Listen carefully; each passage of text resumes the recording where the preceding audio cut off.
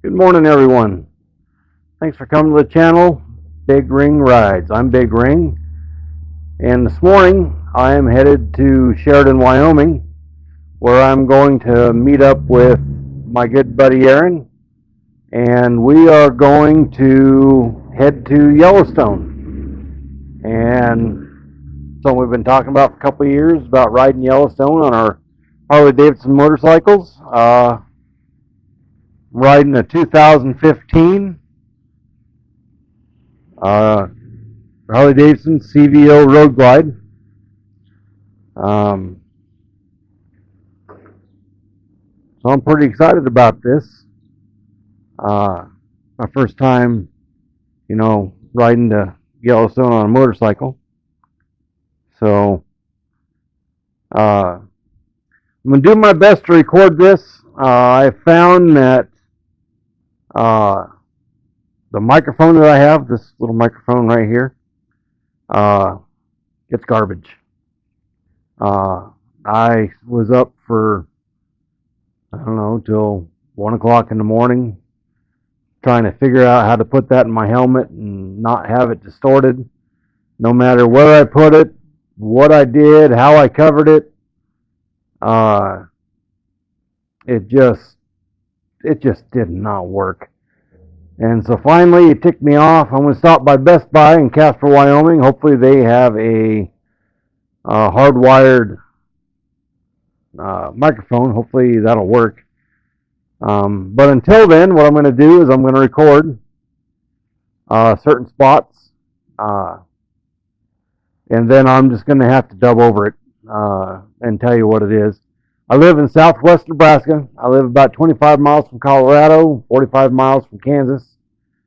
So right down here in the corner, middle of BFE is what it is. I mean, we're an hour from Walmart. So the closest Walmart's an hour away, and that's like 62 miles, something like that. So we are a ways down here. I will attach the camera to my helmet, and that way I can hit record. And there's some pretty neat places I go through. Going up to Ogallala, Nebraska, the old cow town of the 1880s. Then we're going through Ash Hollow, one of the most feared places on the Oregon Trail because of Windless Hill. I'll point and whatnot to it, and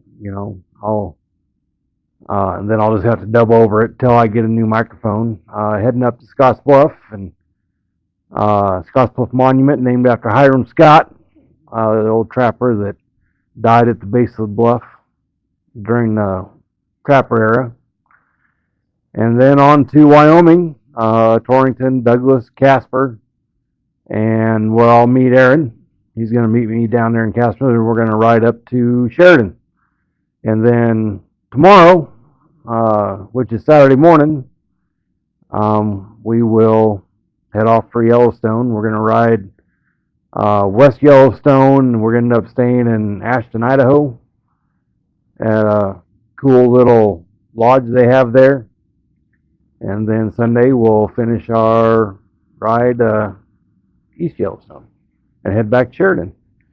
So anyway, without further ado, I'm going to end this so I can get headed, and we'll catch you a little later. Try not to say see you down the road, because that's what Too Late in Life says. And I was saying that before I watched it, but now I feel they kind of have that down. So I will catch you guys on the flip side, and we'll see you a little bit later.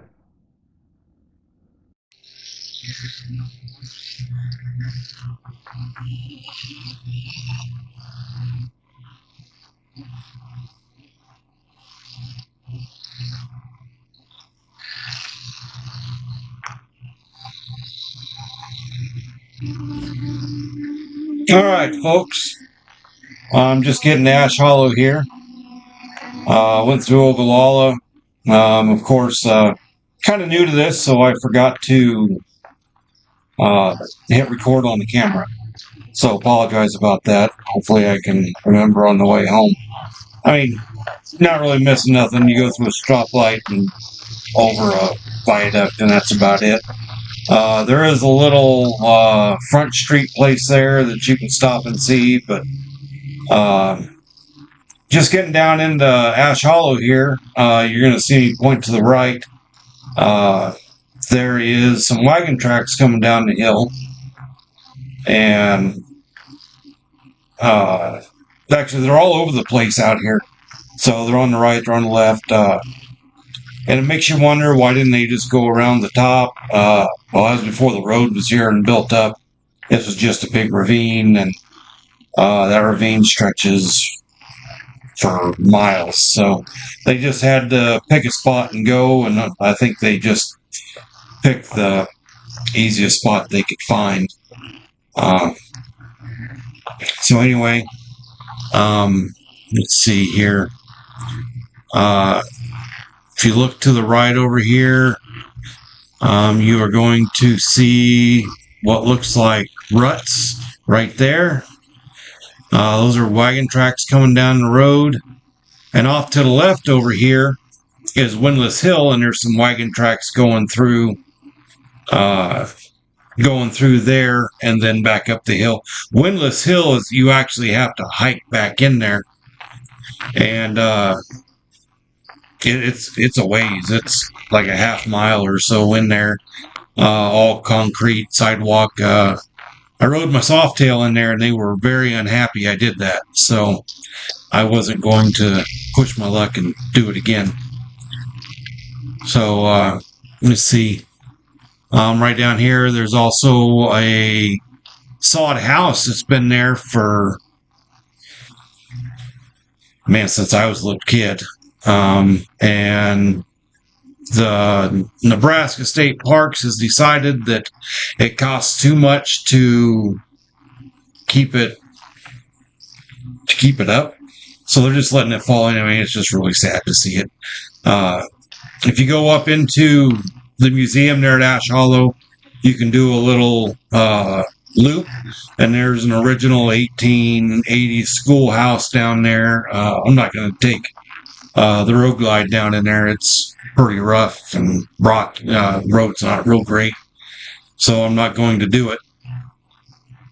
So but anyway, I mean, there's all kinds of stuff back in an old blacksmith shop that was, that they've rebuilt, that was there back when the pioneers came through from, the 1850s to, whenever they stopped coming in the 1880s. But a lot of them settled right around here in Llewellyn and Oshkosh area that we'll be going through. A lot of history here. Real neat place. It's pretty. I really enjoy coming down through here. It's a pretty drive. And down right over here to my left, they used to have a rendezvous back in,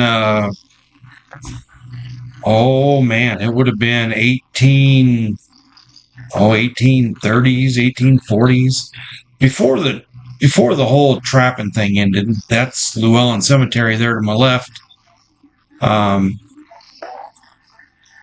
And they still have a rendezvous. I don't know if a lot of you know what that is, but people dress in period clothing and stay out in tents and sell furs and knives and, all kinds of neat stuff. Right here, they're working on the North Platte River Bridge. As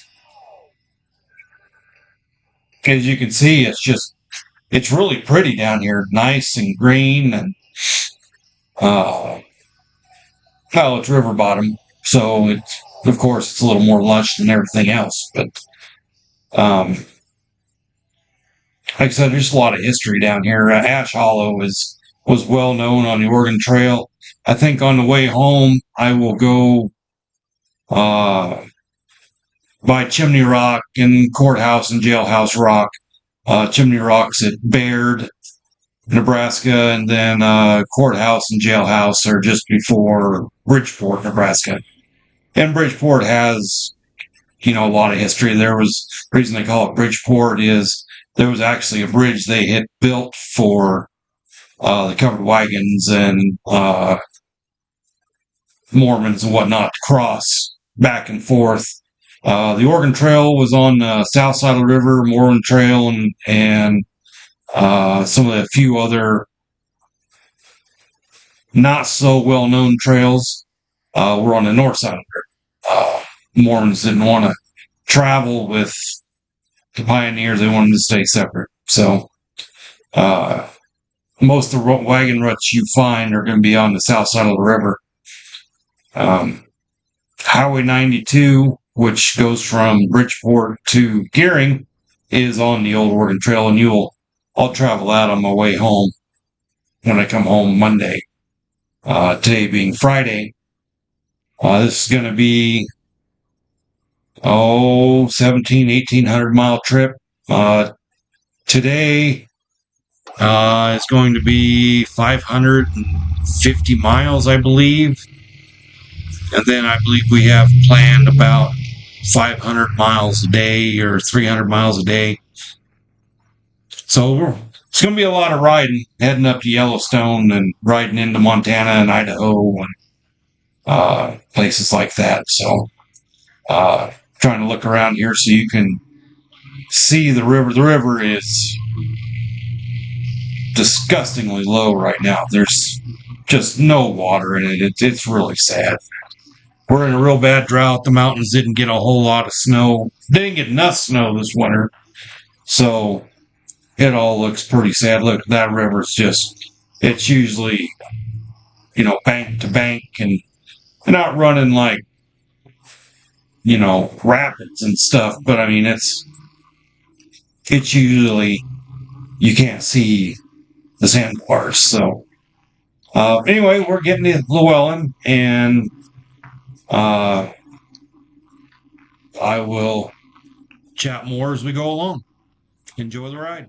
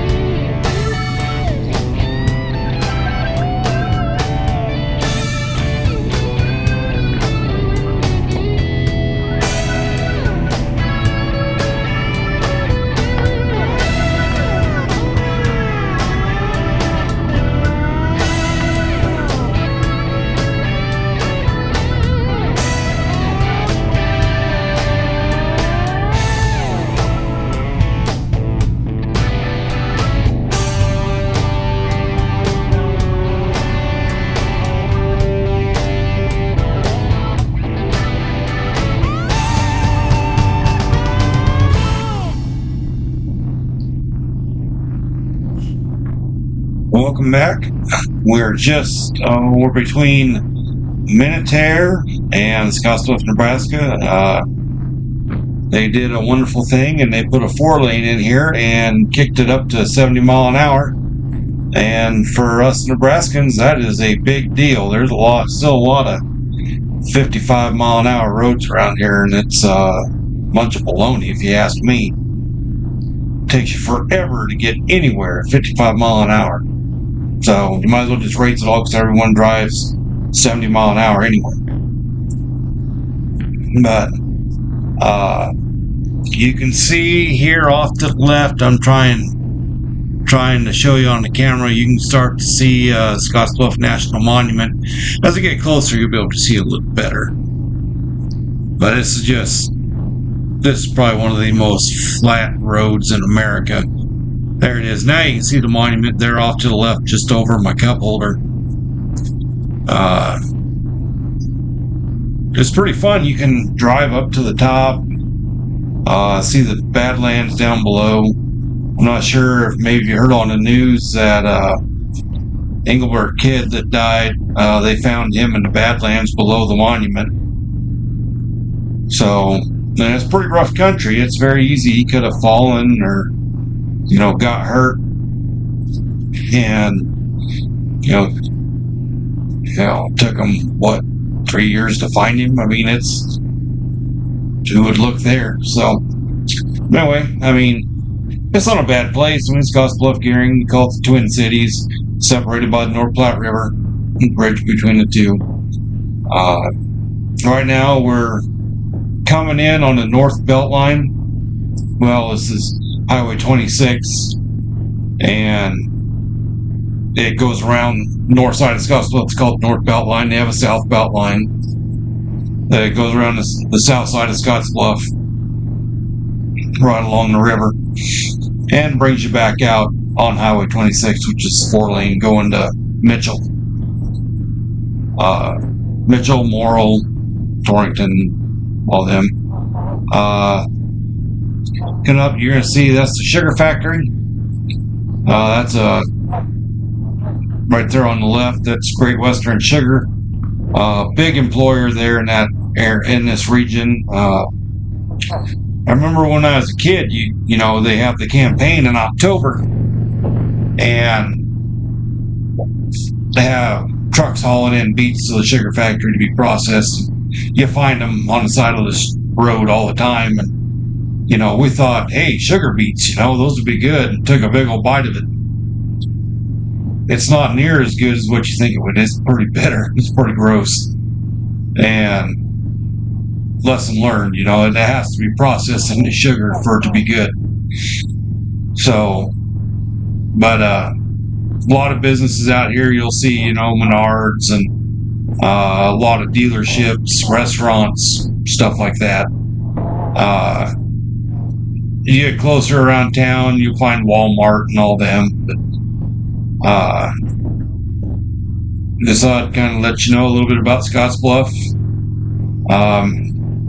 I'm originally from this area before we moved to southwest Nebraska when I was a kid. My wife is from Gearing. My mom's from Gearing, my dad's from Alliance, just an hour to the northeast of Scottsbluff. So we're all kind of from the panhandle of Nebraska. But anyway, so I'll let you know where I was. I'll stop talking. Let's listen to some music and enjoy the ride.